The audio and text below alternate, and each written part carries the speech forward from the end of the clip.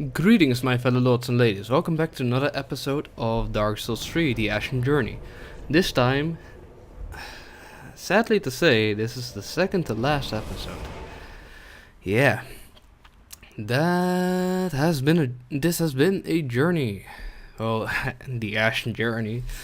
Anyway, this episode is going to be entirely post commentary. Why? Because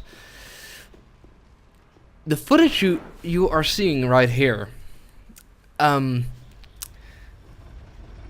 is like 1/10 of the time that I took to beat this boss, and I needed, well counted, freaking, well, at least 20 hours for me to beat it. Like, it's pretty insane. These first attempts, you will see, just are miserable. I don't like bosses that deal so much damage, even if you are being tanky for the game that you are playing. I mean, watch. Yeah.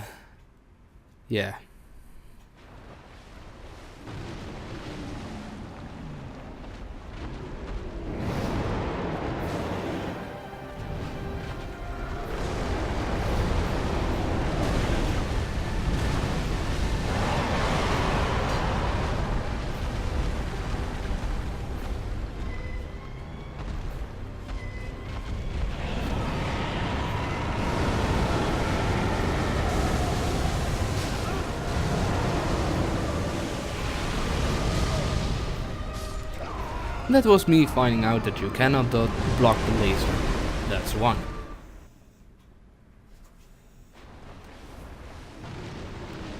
Just utterly annihilated that last one.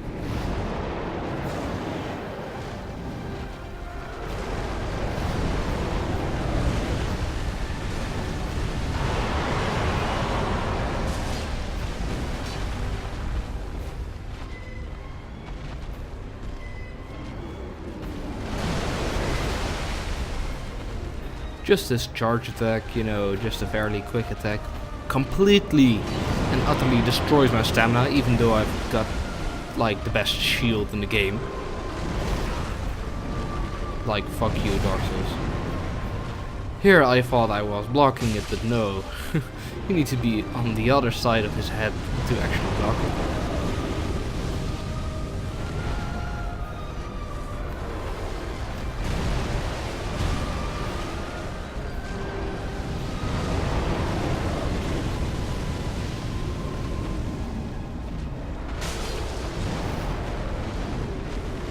As you can see, I'm fed rolling.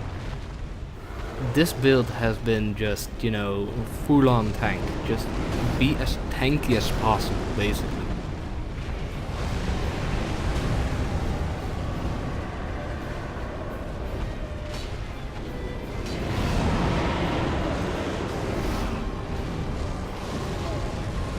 And this is the reason why I decided to go a little bit lighter, so that I could actually roll. That grab attack is an insta-kill, basically.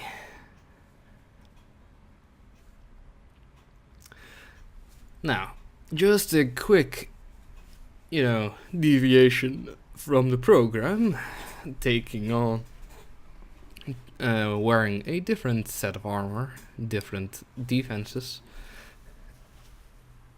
I did this quite a lot, by the way. I tried with items and equipment to basically, you know, give myself a little bit of an advantage, but it's just not doable. You just have to get good at this one. I mean, that's probably why I like Dark Souls 2 more. Dark Souls 2 is way more an RPG than an action game in comparison to Bloodborne and Dark Souls 3.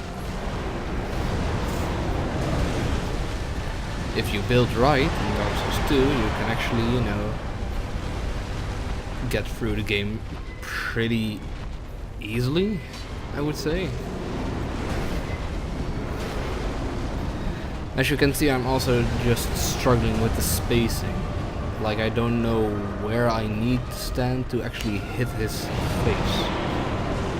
He was panicking. No, no, don't.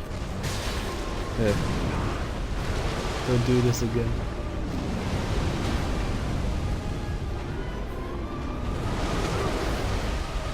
As you can see, even though I'm still pretty freaking heavy armored, he can take over half of my health in one blow. I mean, that's not fair.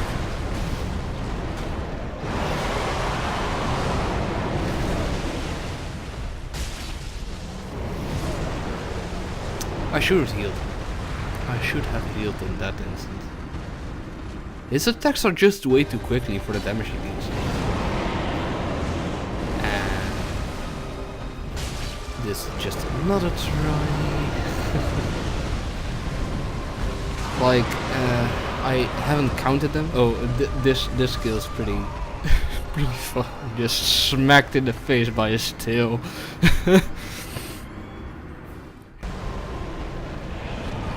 I didn't count the attempts that the laser's just an instant kill. The laser's just an instant kill. Even though if you're extremely tanky, like have the heaviest armor in the entire game, you're still dead with one hit. It's insane.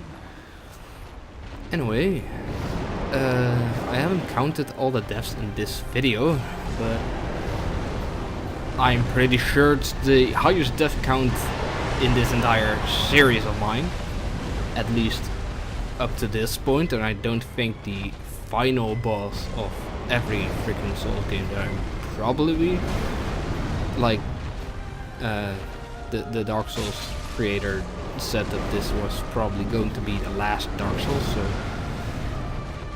the next boss is probably going to be the last thing I do with the Dark Souls series. Anyway, yeah. But the amount of deaths you see in this video is nothing compared to the amount of deaths that I had to, you know, undergo. Here was like, oh no, not the laser again, not the laser again, quickly, roll.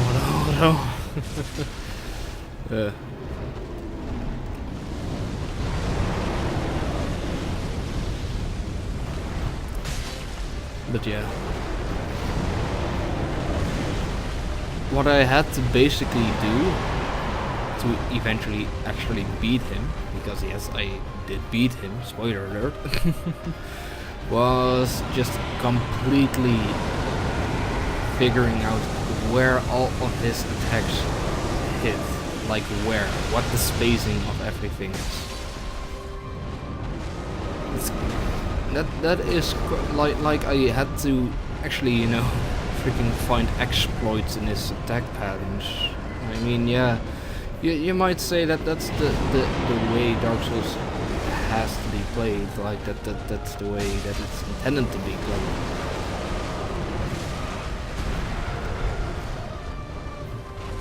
But it just becomes like there's a difference between hard bosses and beating them and eventually feeling that, you know, satisfaction of finally beating a boss, and beating a boss by seeing past the boss. If you know what I mean. Like, at the end, I didn't see Dark Eater Midair as a giant Asian dragon anymore. I just saw him as a puppet with certain danger areas which I needed to avoid. And yeah, there wasn't any emotion behind it, because it didn't feel, you know, like I actually had skill. It was just more of a repetition, yeah, kind of deal. I basically anticipated everything in the last boss fight that I did against him.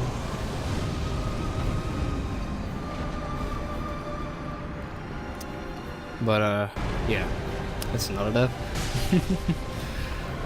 I thought he was going to do a blast in front of him, but he did behind him. And here I didn't know what kind of blast radius it would have had. Maybe I could hit it one more time before he, you know, blasted me. And I don't know if you can see it in this clip, but in this form, Dark EMBER actually has, at the very least, that attack. That attack is ridiculous, because the pursuers just follow you while he goes and does whatever he wants to. But his normal physical attacks are not fully physical attacks anymore in this form. Also in this form, the lasers get quite a bit more intensive, quite a bit more frequent.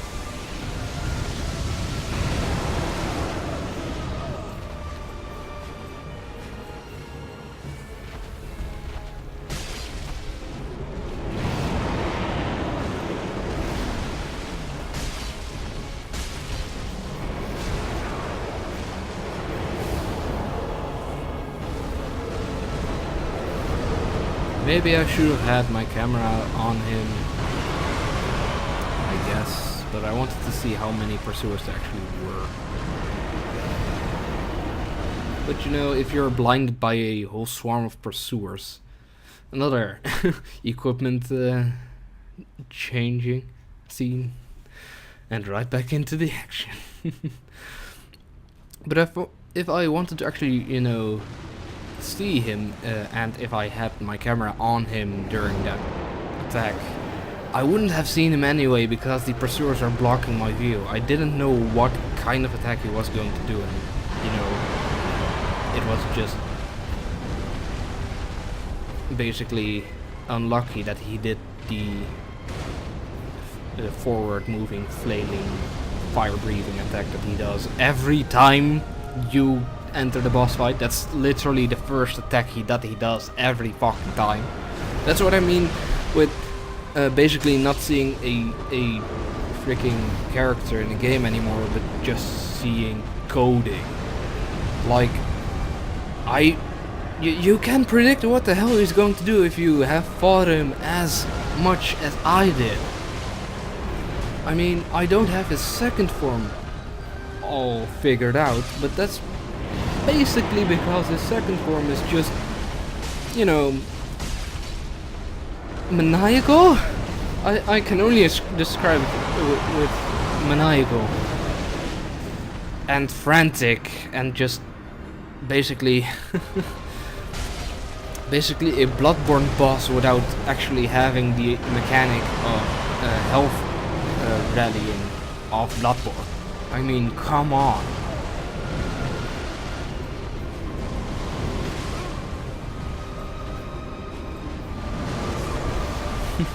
I mean, do you see any animation before he does that charge?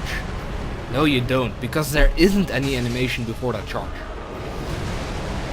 Right here, he is again in his dark form. As you can see, my whole entire screen is lit with pursuers. And this isn't going to kill me,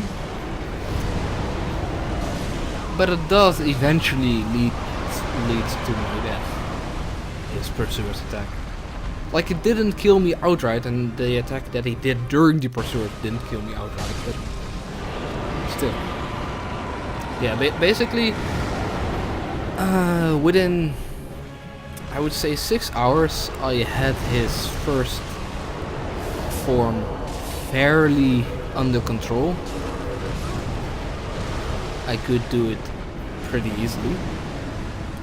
But every time I hit that, you know, halfway mark, I just get blasted by his pursuers flashing my screen.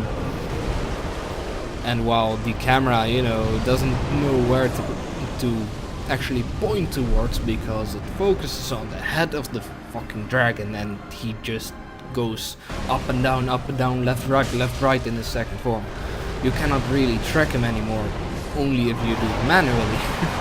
And this was just a fucking flop. I kept that in because it just was, you know, that was a bad one.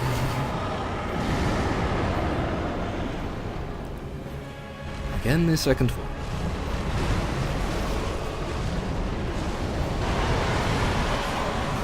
And I didn't know where to stand. I was just like, fuck it, just breathe fire then on me, bitch.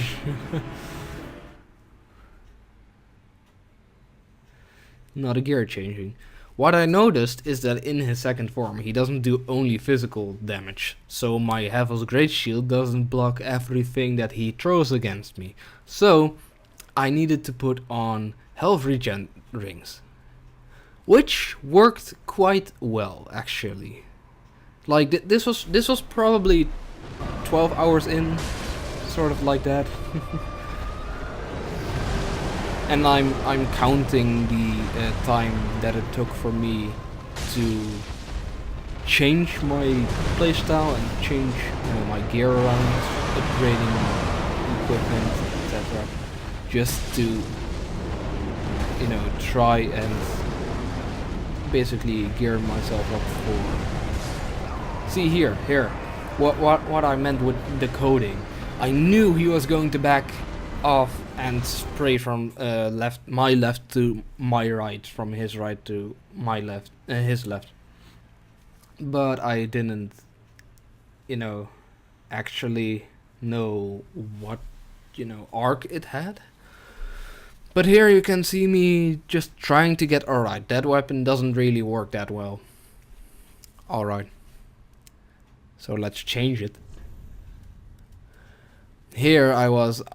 Greatswords are a little bit too slow. What can I pick that's a little bit faster? And then it hit me. Fucking curved sword of Artorias.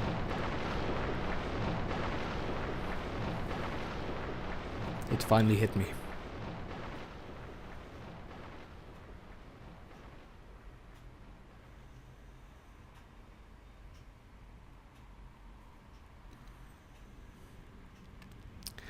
And so the match with the Sword of Artorias begins. Because this is a how you call it, abyssal enemy. At least I think. So you deal extra damage with the Sword of Artorias and this sword, because, you know, in true Artorias fashion, it deals more damage to abyssal enemies. That combined with it's faster, and if you attack twice or more, you get damage bonuses. So this weapon, if you know the exact attack pattern of the boss that you're fighting, and know when he has a bigger delay and when he has a smaller delay, in the bigger delays you can... Oh, and you saw me fat rolling there. I was like, oh no, I'm fat rolling. I didn't know this sword was so heavy. No, please, no. Well, not at this point. It hit me a few seconds more into this fight. But as you can see, on the top left now there's a sort of a arrow up, which indicates the damage bonus that I get from this sword in and of itself.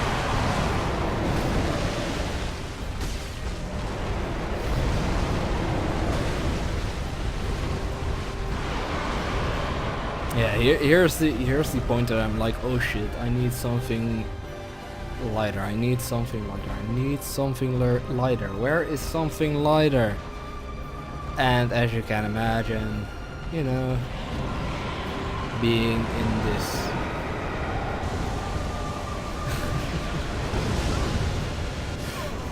being in the menu doesn't really help towards finding out what your target is going to do. And he was just like, alright, you stand over there, I'm just going to laser you in the face. I just accepted it too, it was just stupid of me. Right, so, one stupid mistake later, I look fucking awesome at the very least.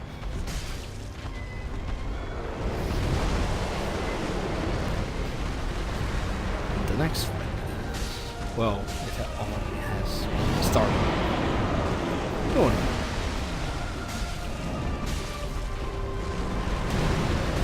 The point where I actually decided to use the cursed sword instead of the great sword of Stora, the super light, long great sword that I upgraded, like freaking useless that it was when I used it, because I did 2 tries with it and it just didn't do jack shit to it. And as you can see, even though I, found my weapon now, and that doesn't really mean that you can actually make it to the end of the boss fight. Now, does it?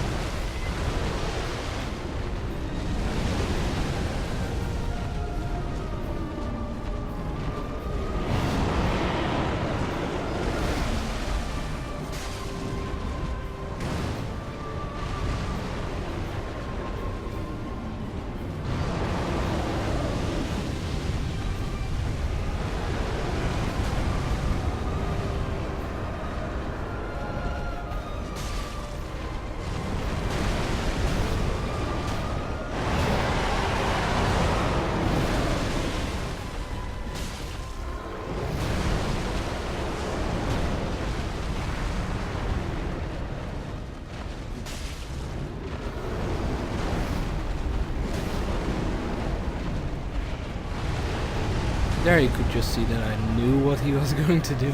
I mean, come on. If it has to come to that point, the game stops being fun, Here I just knew the hitbox of the freaking flamethrower that he was going to throw. So, yeah.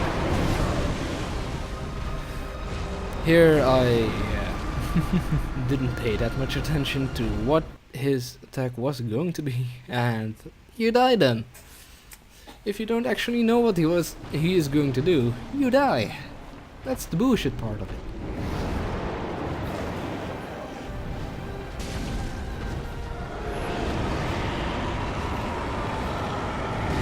Finally, second phase with the great sword, the cursed sword. And the first fucking attack that he does in his second form is the pursuit. But I managed to actually make see what you need to do to actually dodge that shit. You need just to roll. Yeah, that laser attack. It just is. It feels random. It obviously isn't random because it is freaking programmed, but it's just too much.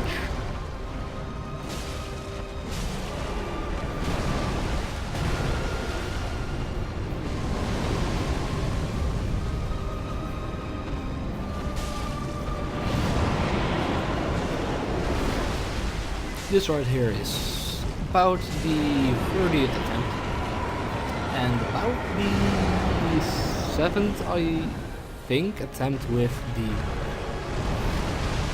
well, no, 5th attempt with the curved great sword.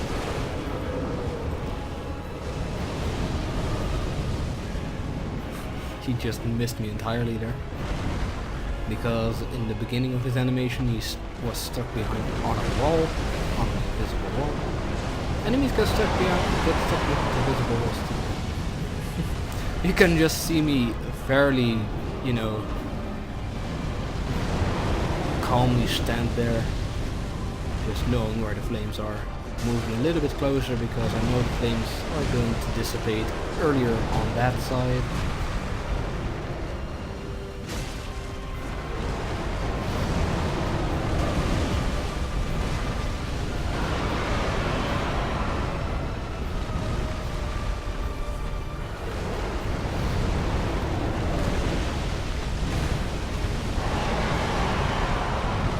he's just being annoying right now.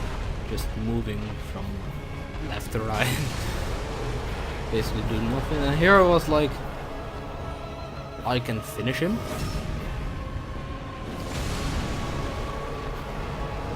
And here I was, no, DPS race it. DPS race it. DPS race it.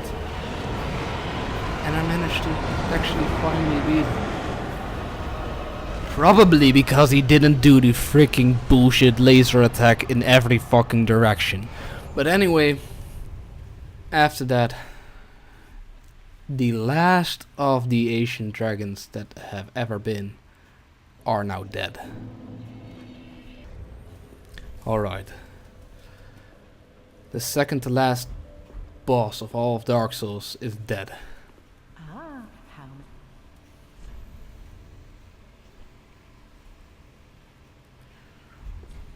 Ashen.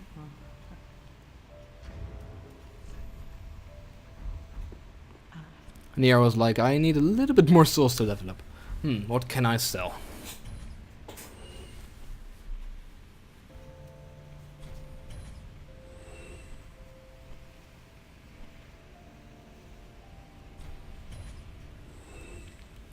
Just basically preparing me for the final fight. Ashen 1. Asha then out. Very well then take.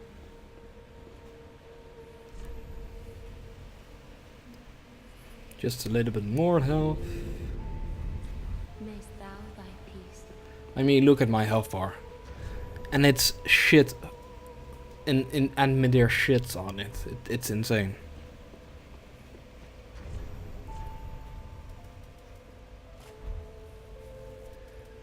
Also,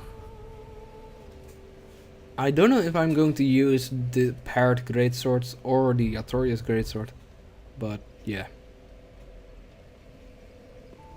I'm probably going to use the Artorias Greatsword, but this thing is, like, if poise was actually a thing in this game, and if blocking some attacks wasn't such of an important task in this game, I would be using the paired greatswords. Cursed swords. I would. I honestly would.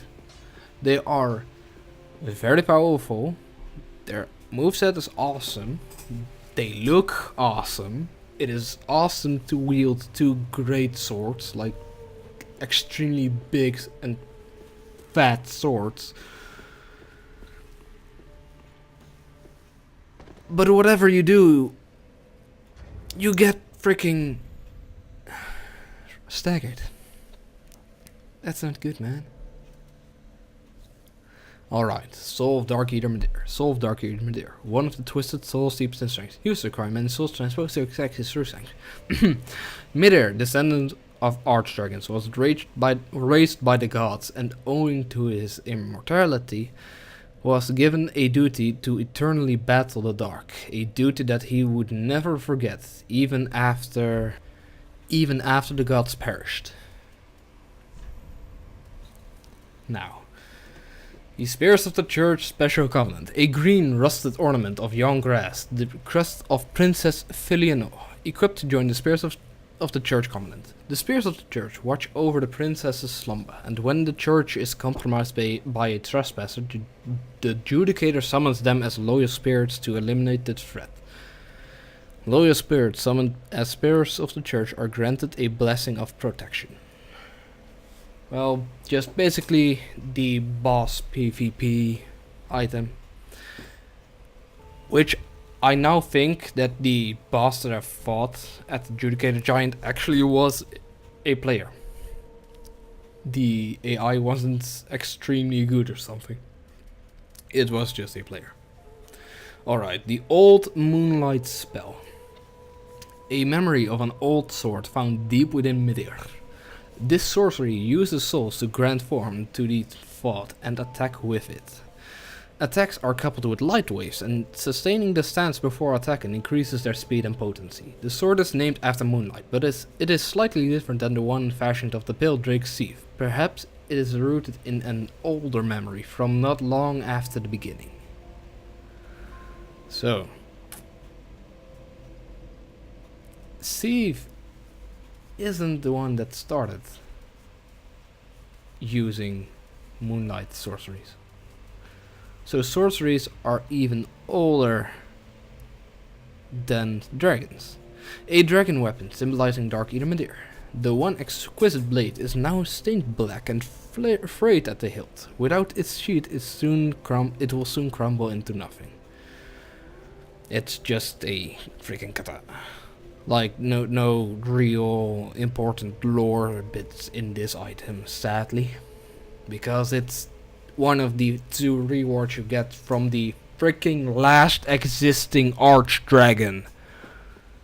Give us something to work with. Come on. This is the last chance you have with writing lore for this game. Make it count. Please. Anyway. So. Sorceries are even older than the beginning. Is that the beginning of the ancient age of ancients or the age of fire? Because if it's even older than the age of ancients, that just means that basically Einstein is also in Einstein's theory is also in this game, because E is mc squared, and yeah, because sorceries are based on, you know, souls and soul power, which could be seen as pure energy.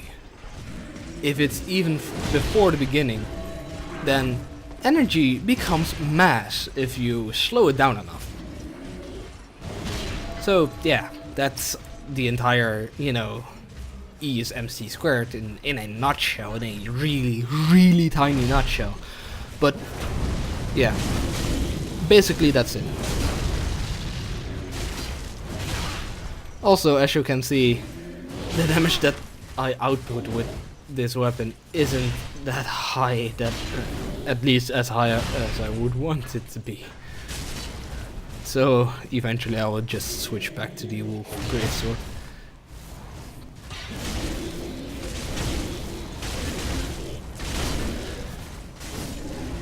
But I don't think that it means before the beginning, like the actual beginning of this entire universe. I think they mean the beginning of From Software. I'll talk about that later after this. My most humble thanks.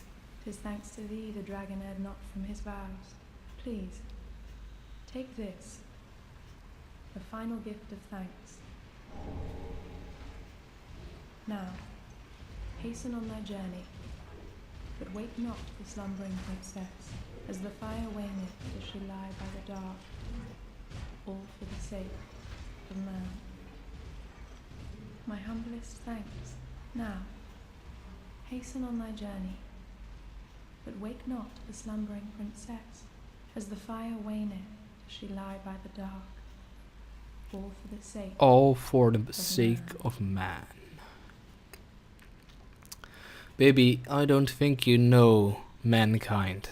Mankind pushes towards discovery. Whatever lies behind the Age of Fire is going to be found. Anyway, what I was talking about, I think it's just a nod to one of From Software's earlier games, because basically Sieve and the Moonlight Sword and a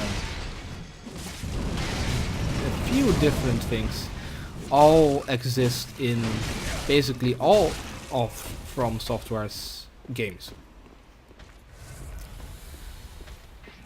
Like it isn't, you know, that special.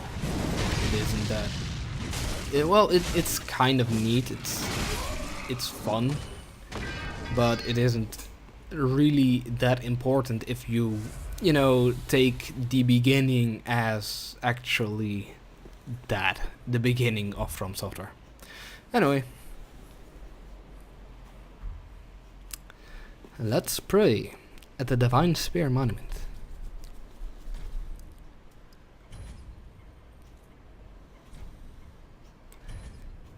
I get nothing.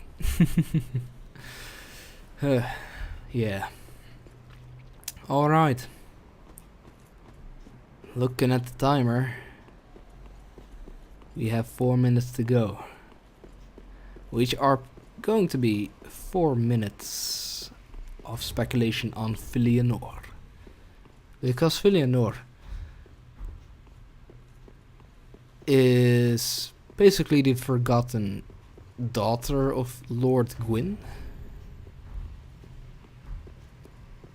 But why hasn't she been mentioned anywhere else?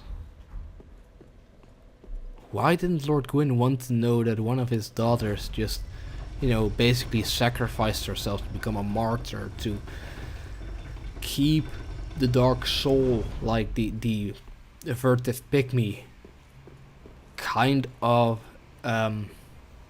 satisfied? Like, with the betrayal of Lord Gwyn to the humans, because the humans actually helped them in the battle against dragons, but then he saw the dark soul in them and he became scared, etc. So he stuffed them down here in the ringed city, like the closest to the dark soul.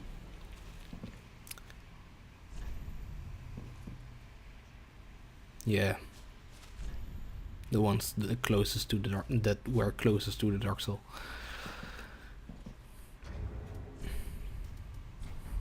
But also, you don't want that kind of information out there. She is basically hugging what looks like a vagrant. What are vagrants? In Dark Souls 1, if you left an item on the ground, when it disappeared, it might have become a vagrant in another one's game. And a vagrant gave you either humanity or twin humanity, which is basically two humanities. Touch the embraced shell. It is actually mentioned as a shell, so it is an egg. It is an egg.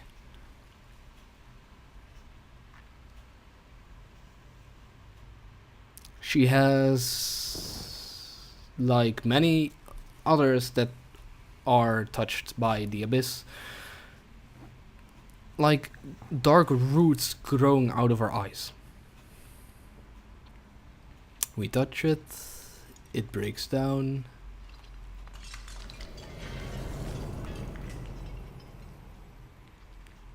The illusion has been shattered. She wakes up.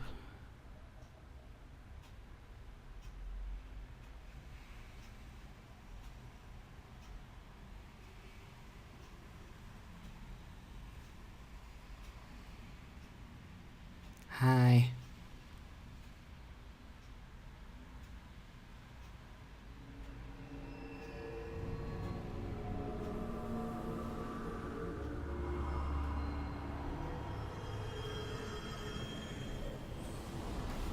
And she brings us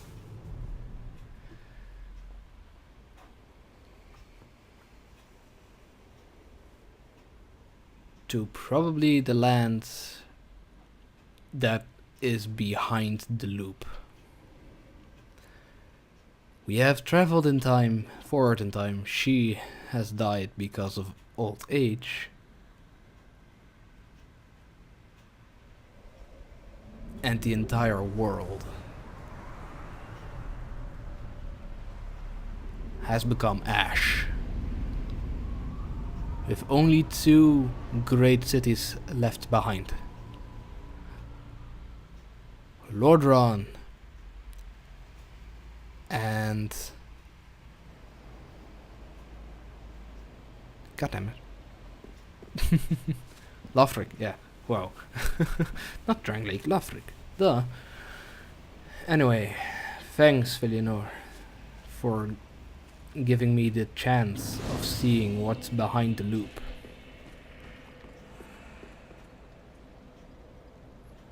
The cinematic in the first episode, in the first time that you open the game, that you play the game, is actually based on the end of times.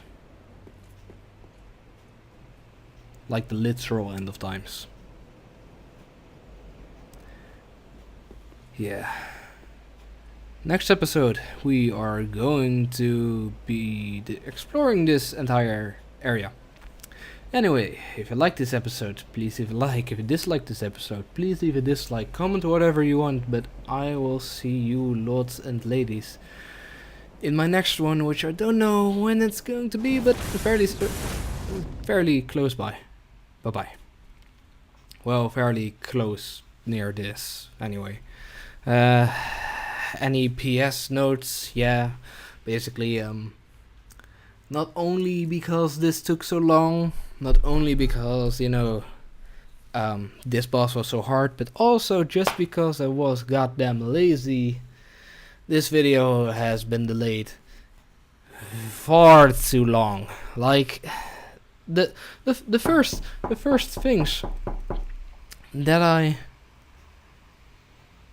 you know,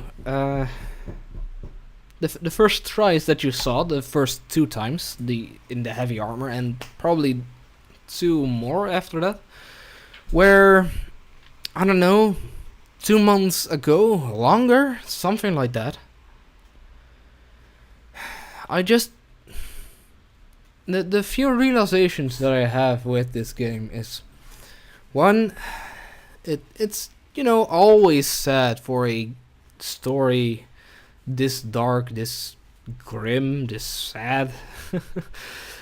Well, it's not to be laughed at, Sebastian, but anyway, to come to a close, you know, especially if it has been such a, you know, monumental game for basically my life, other people's life, for, you know, the entire gaming, you know,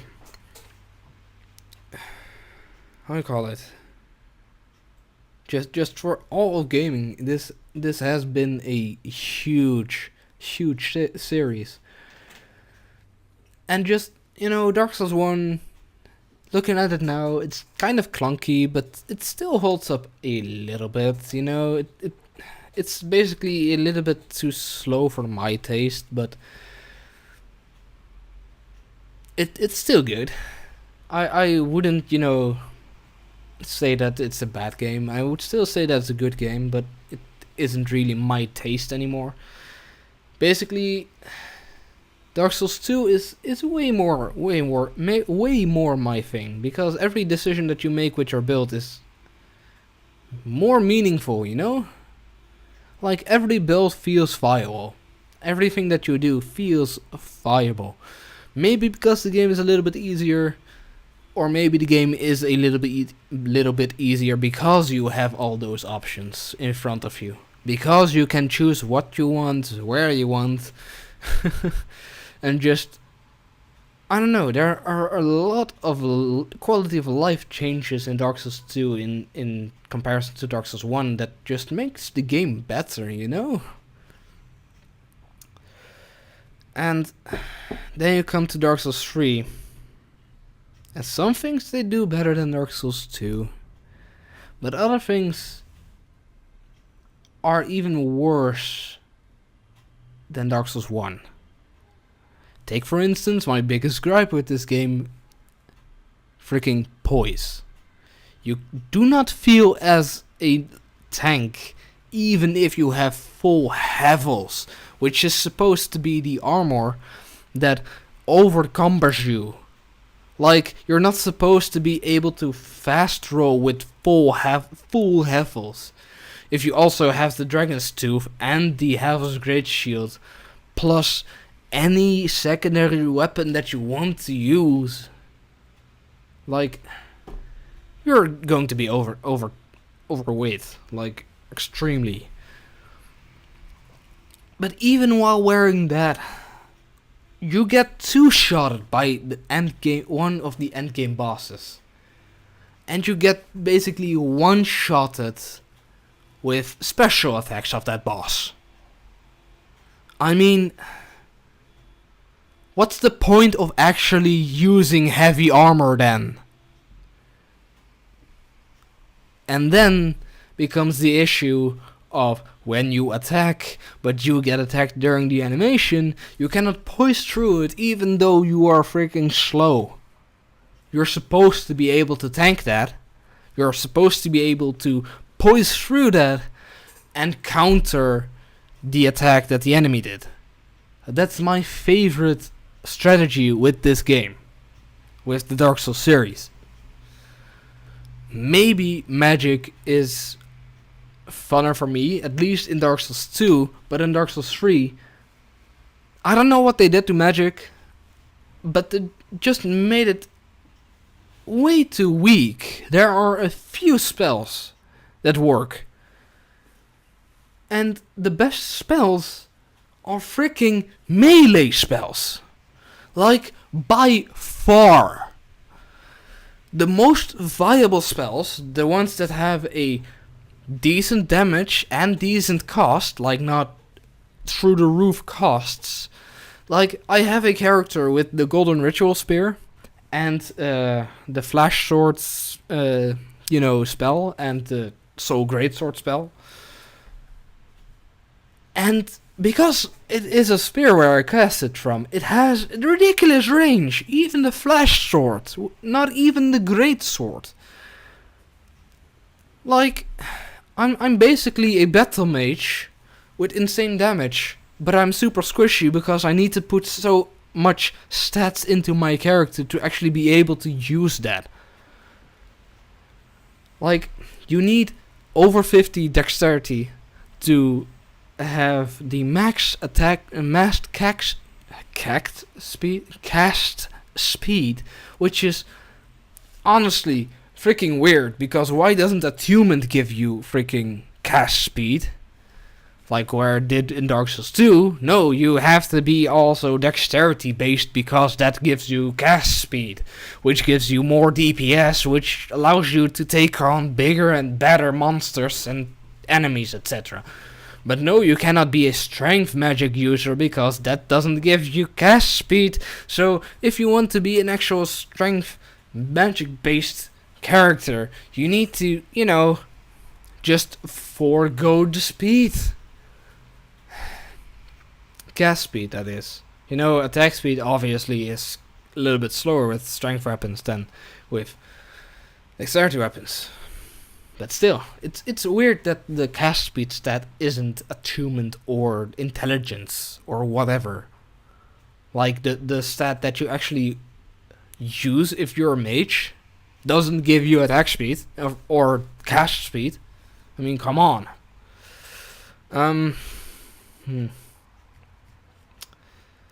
Other things in this game, like the linearity of it. Dark Souls 2 had the advantage of great DLCs, better DLCs than this game, an incredible open to choose where you're going to go early game. Granted, at the last half of the game is super duper linear, but that's I don't know. It kind of feels right, You have beaten all the Lord bosses. You actually come to the Shrine of Winter, and then you come across the Castle of Drang Lake, and just beneath the Castle of Drang Lake is a giant lake with eventually a elevator to the catacombs of lords, of kings, with actual King Vendrick down there. And if you get the mist from him, you can just you can then use that to go into the research halls of his brother, and eventually go with an elevator up to the dragons. I mean, it's so much more epic than this game. I sometimes feel in this game a little bit claustrophobic. Like, take for instance the entirety of Molten Lake. even though it's a huge area, I feel claustrophobic in it. Like, it doesn't feel open. It doesn't feel free. It just... Granted, in some cases you need to feel claustrophobic, sure. But this game just has way too many areas where you feel claustrophobic. The only areas where I feel that you're really open are in the areas that literally give you, you know, almost cinematic views.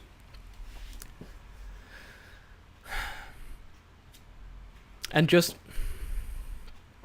the story also is just, you know, basically it builds a little bit upon the cycle philosophy of Dark Souls 2 and then borrows extremely heavily from Dark Souls 1.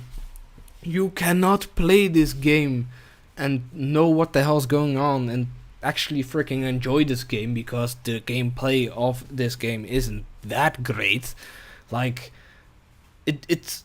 I don't know if this is worse gameplay than Dark Souls 1, but Dark Souls 1 is more balanced. Like, if you have an actual meta built in this game and, you know, just basically do whatever the fuck you need to do to be optimal, this game is probably going to be better for you in terms of gameplay. If you like that style of gameplay that the meta is. And the meta is just basically faster weapons, super high health. Basically the meta is the exact opposite of what I what I want to do. Basically just pumping out stamina and pumping out equipment rating higher. Because I like resistances a little bit more than just flat HP. I find flat HP a little bit boring unless you have flat HP scaling damage on something, but in this game there isn't such a thing, so I like resistances more. But just, I don't know, the combination of there's no poise for one-handed weapons, there's no poise for even freaking some two-handed dexterity weapons, there isn't any poise. You only get poise while swinging your weapon, not walking. Shields are pretty much mandatory for some stages. Rolling, I don't know, rolling in this game doesn't feel right to me. It just doesn't. I don't know, I don't know why. Maybe the invincibility frames are just a little bit too low in this game for my taste. I don't know. I don't know if you can actually fix that with any skill or whatever. I mean, in Dark Souls 2 you had agility. Yeah, you needed to make yourself into a role character, but that was a choice that you could do. You could be kind of like a freaking ninja in that game, so much agility could be given to you so that you could basically invulnerability roll through everything. Like, that's fun, you know? Being freaking slow and attacking really slow, but still being flinched and still being two-shotted isn't fun. It's artificial freaking difficulty.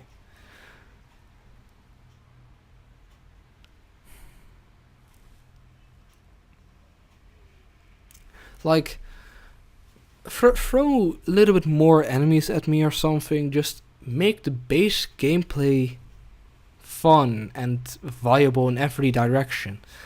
I don't really care if you overwhelm me with traps, with enemies, with...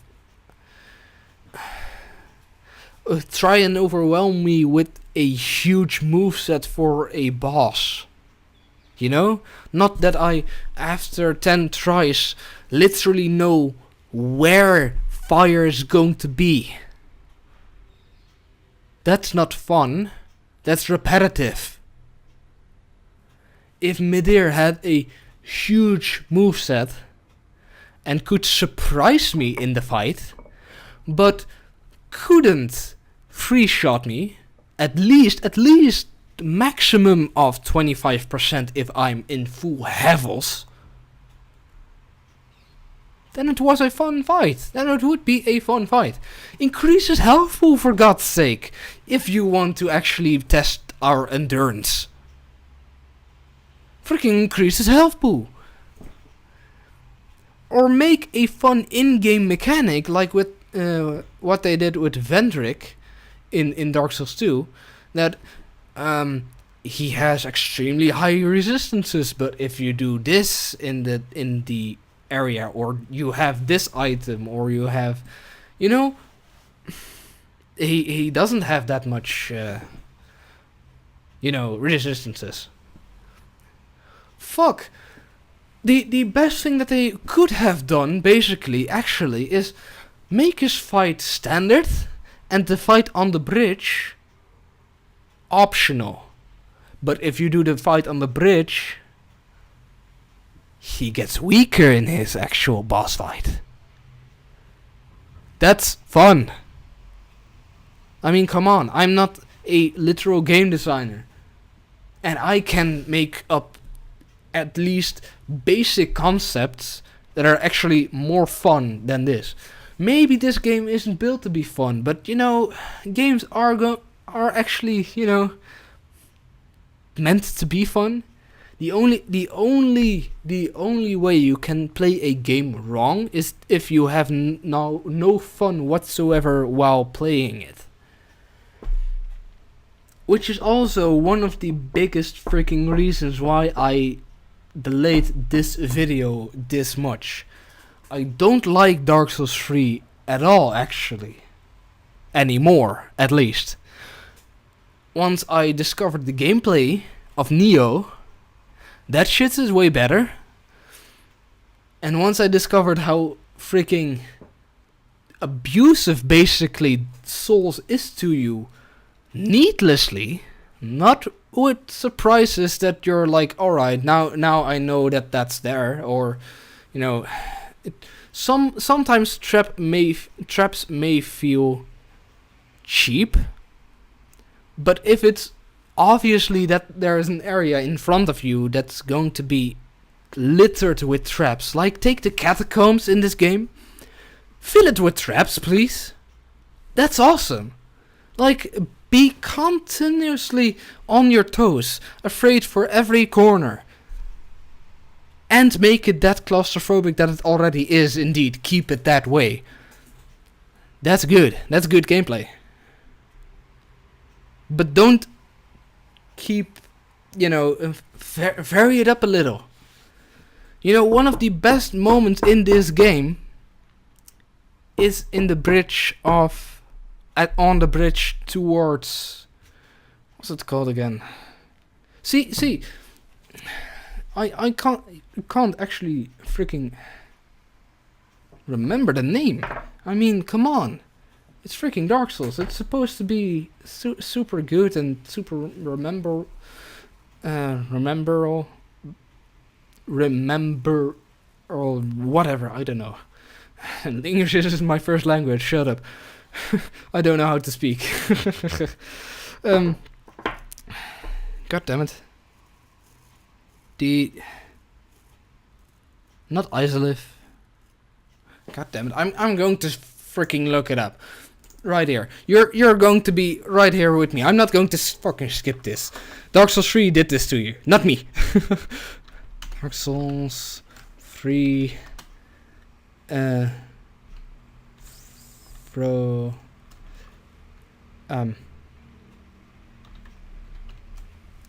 Tundra.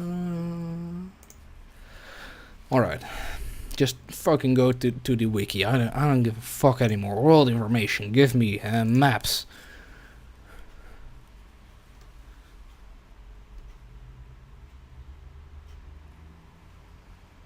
Irophil.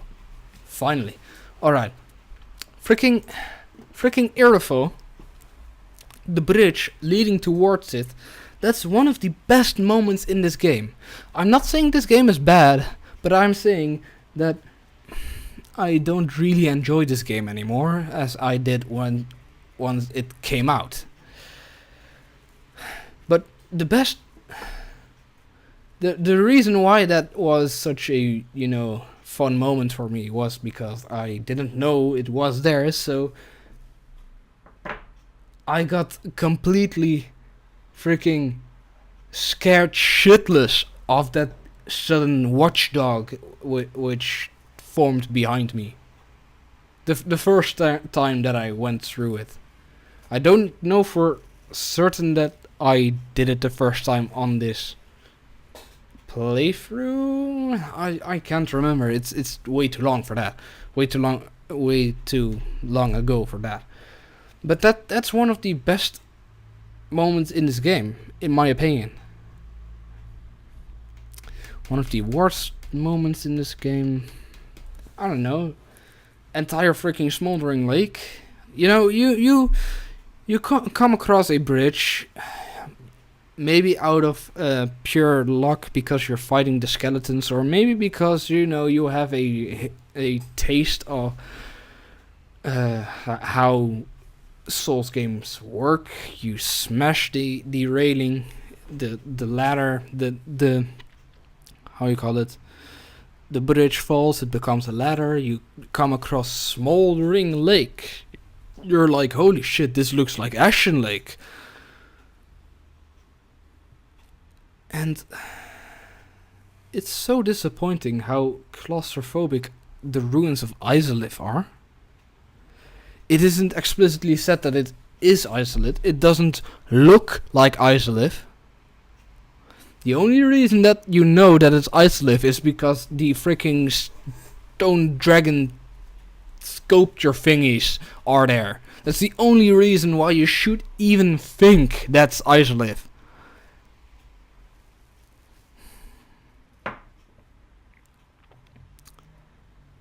I don't know, and it's a secret area, for God's sake. I don't know. The only reason I play this game anymore right now, the reason why I don't actually have played this game basically at all, except this character. Like, with a few characters I came to maybe over the halfway point, but this character is the only character that I actually, you know, reached endgame with. But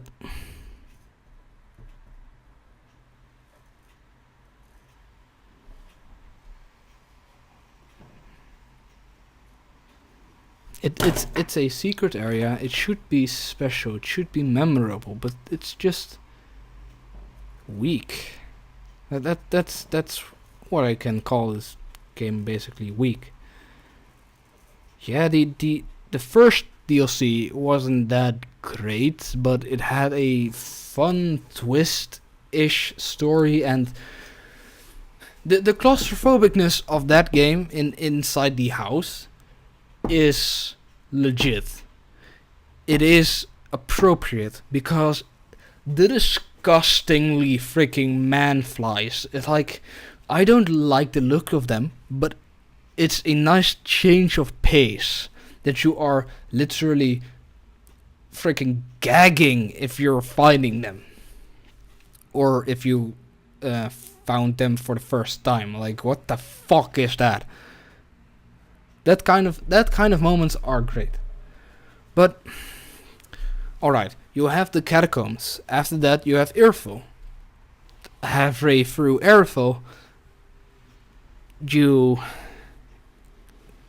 come across a split in road, and in the road, and one leads to the dungeons of Earthful, and eventually the, you know, Yorn the Giant. But you go from a closed and closed off space to a middle-sized city, to a closed space freaking dungeon, to a super slow, at first seemingly huge but eventually just claustrophobic freaking final area, one of the final end areas of the game. What more secret areas are there in this game actually? You have Smoldering Lake and Unintended Grace. Yeah, Unintended Grace. I have to admit, Unintended Grace. Yeah. If I would say the most memorable shit of this game is Unintended Grace and the revelation afterwards. Like that's the only reason that I want to play this game at this point. Because I want to see where the story ends. That's why I'm so freaking pissed off that the soul of Dark Eater Midir, or at least the items that you can get from it, aren't that freaking relevant for the story. I mean, it's the last dragon and this is your last game. This is the last chance you have to give us some meaningful and fun lore.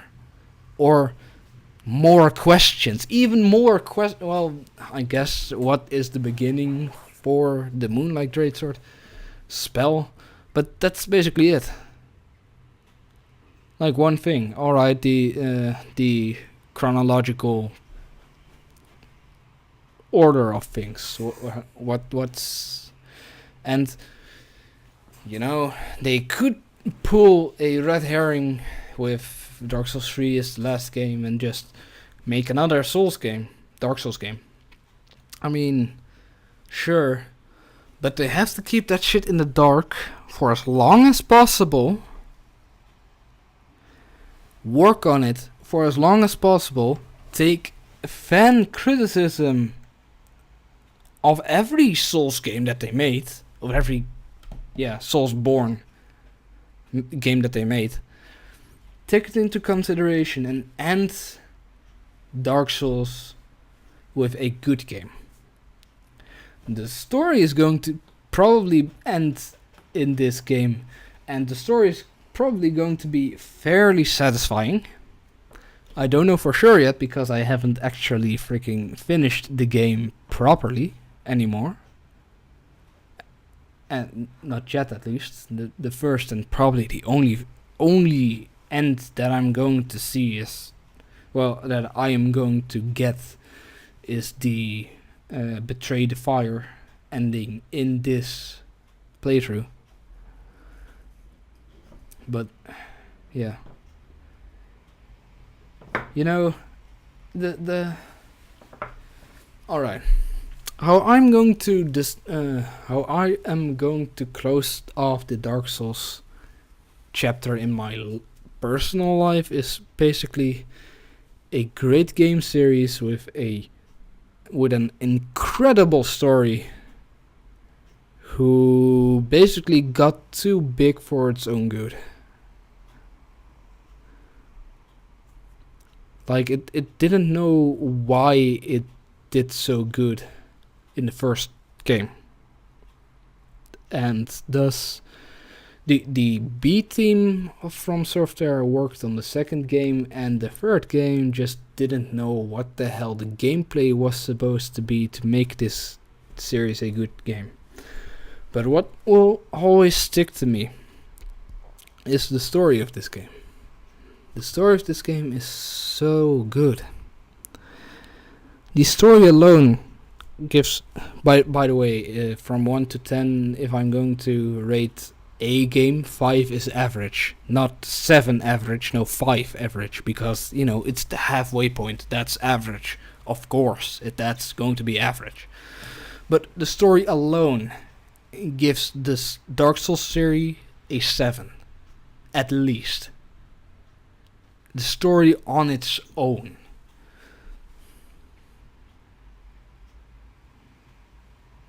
Like, if this was going to be a point and click game with the same items and the same lore on the items and just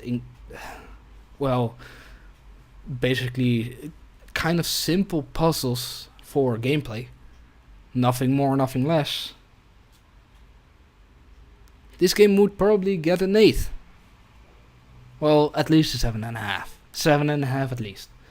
Right now, I do give this game, for its story, at least a 7, and for the technical gameplay and for the graphics, etc., for everything around it, I'm going to give it 1.5 points more, so 8.5. I'm going to give this game. If I was actually a, a game journalist or a game critic, which, everybody is kind of a critic of whatever they want to be critic over, so, but I'm not a professional, at least. At most, I'm just basically a nobody who says this, but the only reason why this game doesn't get a 10 out of 10 of me is because they didn't take the good things about Dark Souls 2 and the good things about Dark Souls 1 and put them into one game. If they put the openness of the early game of Dark Souls 2 and the epicness of the later game of Dark Souls 2, with the gameplay of Dark Souls 1 and some of the mechanics of Dark Souls 1 and the meaningful RPG elements of Dark Souls 2 and what they did in terms of story in this game, keep that like it is, because it very much is reminiscent of the story of Dark Souls 1, which is better than the story of Dark Souls 2. Hands down. Then I would have given this game at least a 9.5, if not a 10. And the only reason why that half point is going to be off of that rating is going to be the gameplay, which is a little bit slower for my taste, which is purely subjective, and that's why it only gives a half point discount, if it's going to have that half point discount at all. So what I'm hoping is Bloodborne 2, please be a combination of all that, please. Anyway, my name is Sebastian, aka Lord Longface, and I'll see you in my next video, which is probably going to be the last Dark Souls experience, for me at least. Probably. Closing such things is always hard. It always just, everything comes back to you. Every emotion, every moment, every freaking, like everything you feel for this game, for these kinds of games, like games with stories as wide, as good as this is, just leaves you kind of in tears at the end. Yeah, call me a pussy, but sometimes I cry over these things, yeah? Sorry, but people are good at making good stories, at sad stories, at awesome stories. I don't know. That's one thing I that's one of the reasons why I still have freaking faith in humanity. The stories that they can tell is just way too good. Maybe it's my imagination that I can just fully live in these kinds of worlds, and my suspension of disbelief is very powerful. I can put myself in almost any situation if it's at least a world. God damn it. I don't know if you could hear that, but if it's at least a decently well built world, if it's a movie cinematic universe, if it's one movie at all, if it's just a trilogy, if it is a game, if it is a book, whatever. Yeah. Bye bye.